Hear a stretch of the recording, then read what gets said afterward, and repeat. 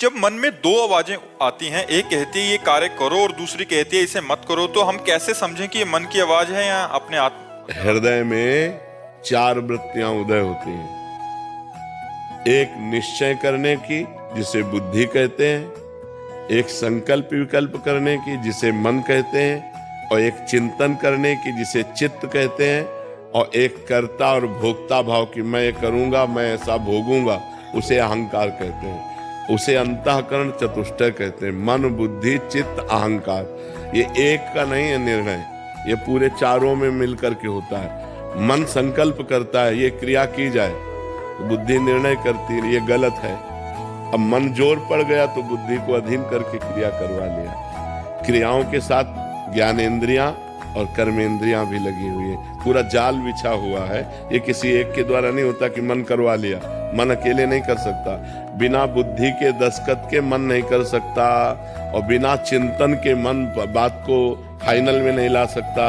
ऐसे से ऐसा किया जाए, ऐसे से ऐसा किया है। चित्त ने चिंतन किया, मन ने संकल्प किया, बुद्धि ने निश्चय किया, अहंकार ने कर्ता भाव से स्वीकार किया, तब क्रिया होती है। अब बुद्धि अकेले निर्णय नहीं कर सकती, बुद्धि में विवेक होना चाहिए, और विवेक सत्संग से प्राप्त होता है। बिन सत्संग विवेक न होई, और राम कृपा बिनु सुलभ न सोई। भगवान की कृपा के बिना सत्संग नहीं मिलता, और सत्संग के बिना विवेक नहीं होता।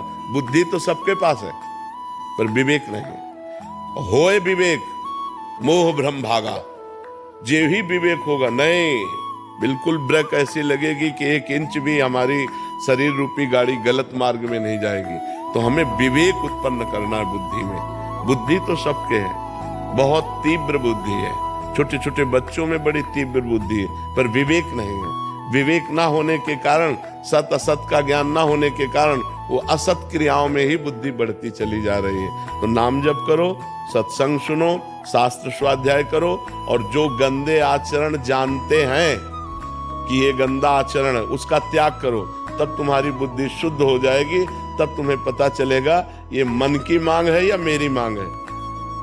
जो मन की मांग असत है उसे छोड़ दो, और जो अच्छी बात कह रहा है उसकी बात मान लो। मन सदैव गंदी बात ही नहीं कहता, मन कभी अच्छी बात भी कहता है। अच्छी बात कह रहा है तो उसकी बात मान लेते हैं, बुरी बात कहता है तो नहीं मान लेते हैं। इसकी क्षमता चाहिए। मन ऐसा नहीं कि तुम कह दिया हम नहीं मानते तो छोड़ देगा, नहीं। प्रमथन स्वभाव का तुम्हारे अंदर ऐसा मतेगा कि तुमको वही करना पड़ेगा जो वो चाहेगा। एकदम अशांति पैदा कर देगा। उस समय चाहिए राधा राधा।